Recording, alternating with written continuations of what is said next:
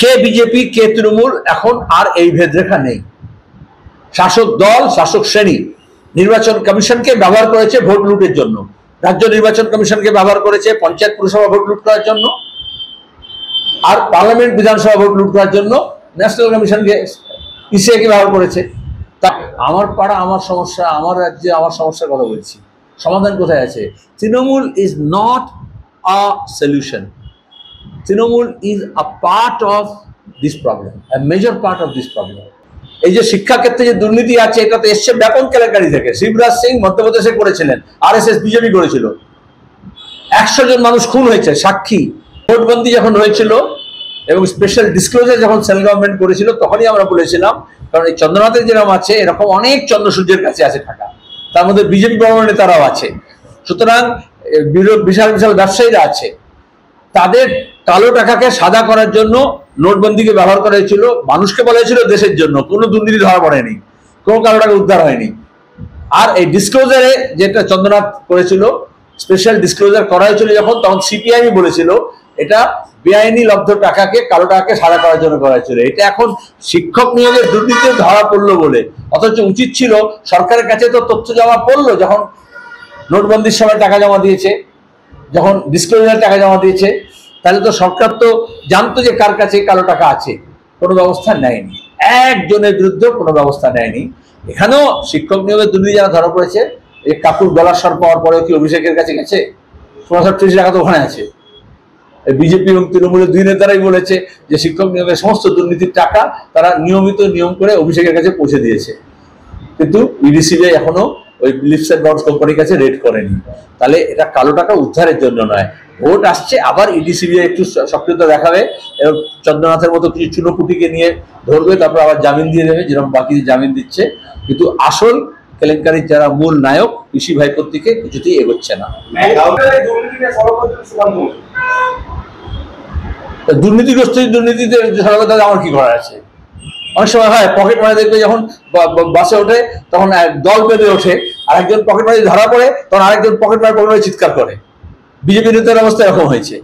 এই যে শিক্ষাক্ষেত্রে যে দুর্নীতি আছে, এটা তো এসছে ব্যাপক কেলেঙ্কারি থেকে। শিবরাজ সিং মধ্যপ্রদেশে করেছিলেন, আরএসএস বিজেপি করেছিল, 100 জন মানুষ খুন হয়েছে সাক্ষী, অভিযোগকারী, তদন্তকারী, সাংবাদিক তোমাদের মতো যারা খবর করেছে, কিন্তু কেউ কোনো কিছু করেনি, কাউকে শাস্তি দেওয়া হয়নি, কেস বন্ধ করে দেওয়া হয়েছে। তাহলে আমরা যেটা বলছি, প্রাইমারি থেকে বিশ্ববিদ্যালয় পর্যন্ত দুর্নীতিতে ছেয়ে গেছে, কেন্দ্রীয় বিশ্ববিদ্যালয় হোক আর রাজ্য বিশ্ববিদ্যালয় হোক। মৌলানা আজাদ যেটা টেকনোলজি ইউনিভার্সিটি, আমারও বেশি জানা লাগে, কারণ আমি যখন টেকনিক্যাল মিনিস্টার ছিলাম তখন এই বিশ্ববিদ্যালয় গড়ে তুলেছিলাম। কিন্তু এখন দাঁড়িয়ে সেই বিশ্ববিদ্যালয় পঠন পাঠন টেকনোলজি যারা পড়ছে তাদের ক্যাম্পাসিং, নতুন নতুন ডাইভার্সিফিকেশন, তার বদলে দুর্নীতি হচ্ছে। বর্ধমান বিশ্ববিদ্যালয়ে দুর্নীতি হয়নি, গৌড় বিশ্ববিদ্যালয়ে দুর্নীতি হয়নি, উত্তরবঙ্গের যতগুলো বিশ্ববিদ্যালয়ে দুর্নীতি হয়নি। তাহলে মমতা ব্যানার্জি একটা দুর্নীতির তন্ত্র তৈরি করেছেন, এবং শ্রমিক বন্দ্যোপাধ্যায় বলছে সেটা বললো যে তৃণমূলকে তারা তৈরি করেছিল। তাহলে তৃণমূলকে তারা তৈরি করেছিল আপাত দৃষ্টিতে বামদেরকে সরানোর জন্য, কিন্তু আসলে পশ্চিমবঙ্গে 12টা বাজানোর জন্য। এই জন্যই দাঁড়িয়ে এখন কে কি বললো আর কে কি টুইট করলো তাতে বড় কথা নয়। কদিন আগে শ্রমিক বন্দ্যোপাধ্যায় বলেছে প্রকাশ্যে যে তৃণমূলের জন্মদাতা ধাত্রীর ভূমিকা পালন করেছে আদবানি বাজপেয়ী, এই কথা আমরা বলছিলাম। তার দায়িত্ব নেবে না, দায় নেবে না। এবং এই যে ম্যাকাউতে যে দুর্নীতি এবং অন্যান্য বিশ্ববিদ্যালয়ে যে দুর্নীতি কেন হচ্ছে, প্রথম কথা হচ্ছে একটা ডেমোক্রেটিক সেট আপ থাকে, গণতান্ত্রিকরণ করা হয়েছিল যাতে পরিচালনাটা ট্রান্সপারেন্টলি হয়, প্রতিনিধিত্বমূলক থাকে। মমতা ব্যানার্জি এসে school committee, school service commission, board, council, বিশ্ববিদ্যালয়ের সিনেট, সিন্ডিকেট, এক্সিকিউটিভ কমিটি সব বাতিল করে দিয়েছেন। সব জায়গায় নিজের পছন্দ মতো চোরজোচ্চরদেরকে বসিয়েছেন। চোরজোচ্চর বলছে, শুধু একজন দুজন জব শুনে মানেনি। তাদের কাজ ছিল 75% কালীঘাটে পৌঁছে দেবে আর 25% নিজের কাছে রাখবে। এইভাবে গোটা সিস্টেমটাকে, স্বাস্থ্যক্ষেত্রেও তাই এবং শিক্ষাক্ষেত্রেও তাই, টাকা রোজগারের জায়গা করেছে তৃণমূল। তাহলে আসলে দুর্নীতির মাথাকে ধরতে হবে এবং এই দুর্নীতি তত্ত্বকে শেষ করতে হবে। সেই জন্যই আমরা বলেছিলাম চোর ধরো জেল বড়, সে পঞ্চায়েতে হোক, পুরসভায় হোক, কলেজে হোক, বিশ্ববিদ্যালয়ে হোক আর হাসপাতালে হোক। তৃণমূল কি অমিত শাহ মোদীর লোক নয়? দুটো আলাদা সাইনবোর্ড। এখানে দেখবে তোমাদের শিলিগুড়িতে, কলকাতা বা মুম্বাই বা দিল্লি বা আমেরিকা, ইংল্যান্ডের অনেক প্রোডাক্ট বিক্রি হয় আলাদা দোকানে। তাহলে কি প্রোডাক্ট আলাদা হয়ে যায়? মার্কেটিং করে আলাদা লোক, আলাদা শোরুমে, আলাদা মলে, আলাদা কায়দায়। কেউ ডাইরেক্ট মার্কেটিং করে, কেউ কমিশন এজেন্ট হয়ে করে। তাহলে বিজেপি তৃণমূল এই যে ভোটার লিস্ট নিয়ে, নাগরিকতা নিয়ে মানুষকে সন্তুষ্ট করেছে, উদ্বাস্তু মানুষকে, মতুয়া সম্প্রদায়ের মানুষকে, সংখ্যালঘুদেরকে এবং আদিবাসী, তপশিলি, গরিব মানুষ, প্রান্তিক মানুষ যাদের কাছে ডকুমেন্ট নেই। 21 নির্বাচনে এভাবে তো পার করেছিল। একদল বলবে আমি তাড়িয়ে দেবো, আর একদল বলবে আমি রেখে দেবো। তাহলে এখন আবার ভোট এসছে, ঠিক ভোটের মুখে এসআইআর এর নাম করে যেটা করা হচ্ছে, মানুষকে সন্তুষ্ট করা হচ্ছে। যারা সন্তুষ্ট করছে তারাই আবার উপকারী জীব হিসেবে সামনে চলে আসার চেষ্টা করছে। এই মধ্যে কথাটা বুঝে নিতে হবে। আমরা এই জন্যই বলেছি, কে বিজেপি কে তৃণমূল এখন আর এই ভেদরেখা নেই।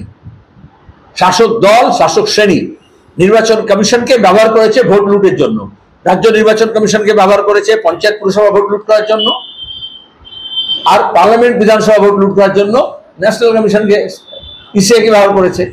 তাহলে যদি সরকারি যন্ত্র, পুলিশ হোক আর কমিশন হোক, যদি কমিশন খোর হয়ে যায়, যদি দলদাস হয়ে যায়, তাহলে এগুলো স্যাংটিটি নষ্ট হয়ে যায় সাংবিধানিক সংগঠনের। কেন্দ্র এবং রাজ্য সরকারের এখন তত্ত্ব হচ্ছে ঋণং কৃত্বা ঋতং পিবেত। উৎসবে কোটি কোটি টাকা বিলি করছেন ক্লাবগুলোকে খুশি রাখার জন্য, হাতে দেওয়ার জন্য।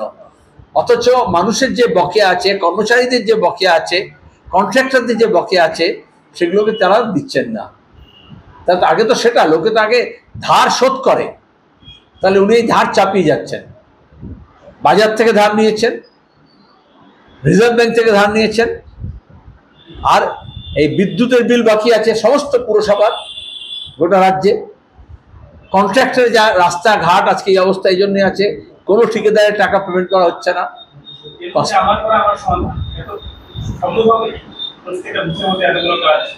আমি তো আমার পাড়া আমার সমস্যা, আমার রাজ্যে আমার সমস্যার কথা বলছি। সমাধান কোথায় আছে? Trinamool is not a solution. Trinamool is a part of this problem, a major part of this problem. সুতরাং সাইনবোর্ড লাগিয়ে দিলে কি হবে? পথশ্রী নাম লাগিয়ে দিচ্ছে, কিন্তু রাস্তার তো হতশ্রী। তো আমার পাড়ায় আমার সমাধান নয়, আসলে পাড়ায় পাড়ায় সমস্যা আছে। এই সমস্যা নিদানের জন্যই তো পঞ্চায়েতি ব্যবস্থা, পূর্বাবস্থা তৈরি করা হয়েছিল।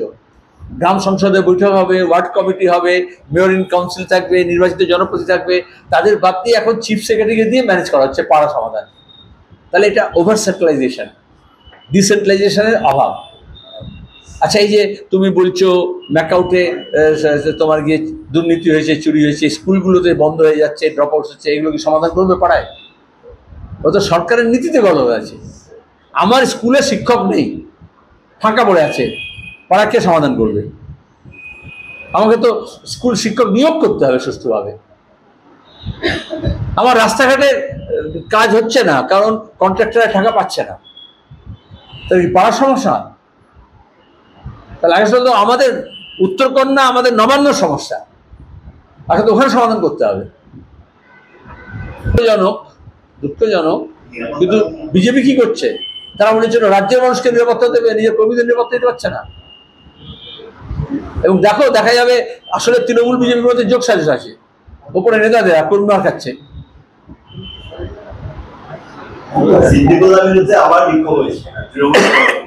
তৃণমূলের মন্ত্রীরা যেখানে যাবে সেখানে বিক্ষোভ হবে। যাক না, সাহস থাকলে কোনো মন্ত্রী ভূতনির চড়ে মানিকচকে, বন্যাক্লিষ্ট এলাকায় দৌড় করিয়ে দেবে। আমার পাড়া আমার সমাধানের নাম করে ভিডিওকে দৌড় করে দিচ্ছে লোকে।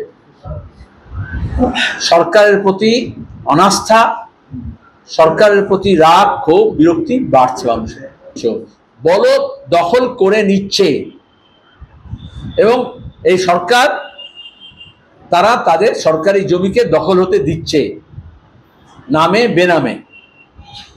মাদের জমি, চরের জমি, চা বাগানের জমি, রেলের জমি, ডিফেন্সের জমি, পুরসভার জমি, পঞ্চায়েতের জমি, গোচর ভূমি, এমনকি শিক্ষা প্রতিষ্ঠানের জমি অবাধে লুট হচ্ছে। পুকুর, নদী, জমি ইতিমধ্যেই লুট হয়েছে। সেখানে এটা যোগসাজশ। পুলিশ তৃণমূল, কয়েক জায়গায় তৃণমূল থেকে চলে যাওয়া বিজেপির নেতা উত্তরবঙ্গে, বা বিজেপি থেকে ফিরে আসা তৃণমূল নেতা, এবং প্রশাসন, পুরো প্রশাসন, পঞ্চায়েত প্রশাসন, তারা ইন কোহট, তারা একযোগে এই কাজটা করছে।